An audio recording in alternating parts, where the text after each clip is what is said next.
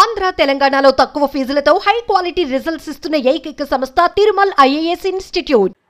అల్లూరి సీతారామరాజు జిల్లా మారేడుమిల్లిలోని జలతరంగిణి జలపాతం వద్ద విషాదం చోటు చేసుకుంది. జలపాతాన్ని సందర్శించేందుకొచ్చిన ఎంబీబీఎస్ విద్యార్థుల్లో 3 గల్లంతయ్యారు. ప్రమాదవశాత్తు జలపాతంలో 5 విద్యార్థులు కొట్టుకుపోగా స్థానికులు 2ని కాపాడారు. గల్లంతైన 3లో 2 మృతదేహాలు లభ్యమయ్యాయి. గల్లంతైన వారిలో 2 యువతులు, యువకుడున్నట్లుగా తెలుస్తోంది. గల్లంతైన 3లో అమృత, సౌమ్య మృతదేహాలు లభ్యమయ్యాయి. మొత్తం 14 మంది వైద్య విద్యార్థులు ఏలూరు నుంచి విహారయాత్రకు వచ్చినట్లుగా స్థానికులు చెప్తున్నారు. ఇక మన్యంలో మామూలు రోజుల్లో వయ్యారంగా ఎంతో అందంగా ప్రవహించే కొండవాగులు వర్షాలు కురిస్తే మాత్రం కాలనాగులుగా మారుతూ ఉంటాయి.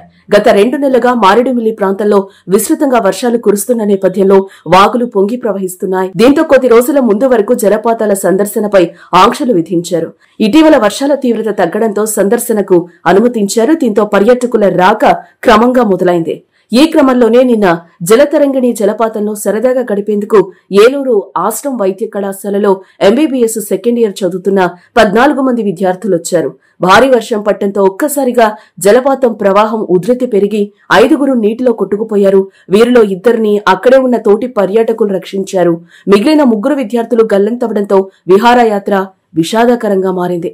భారీ వర్షంతో ఒక్కసారిగా వాగు పొంగడమే ఈ ఘటనకు కారణంగా తెలుస్తోంది.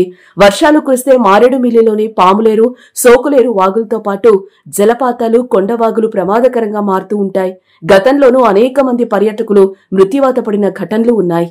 మారేడుమిల్లి మండలంలోని జలతరంగిణి జలపాతంలో గల్లంతైన వైద్య విద్యార్థుల్లో సురక్షితంగా బయటపడిన రంపచోడవరం ప్రాంతీయ ఆసుపత్రిలో చికిత్స పొందుతున్న హరిణిప్రియ, గాయత్రి పుష్పలను ఎమ్మెల్యే మిర్యాల శిరీషాదేవి పరామర్శించారు.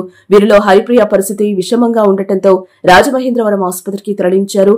ప్రకృతి అందాలను తిలకించడానికి వచ్చిన వైద్య విద్యార్థులు గల్లంతవటం విచారకరమని ఎమ్మెల్యే అన్నారు. పర్యాటక ప్రదేశాల్లో రక్షణ చర్యలు చేపడతామని తెలిపారు. ఆసుపత్రిలో చేరిన బాధితులకు మెరుగైన వైద్య సేవలు చేయాలని ఆదేశించారు. బాధిత విద్యార్థులకు ధైర్యం చెప్పారు.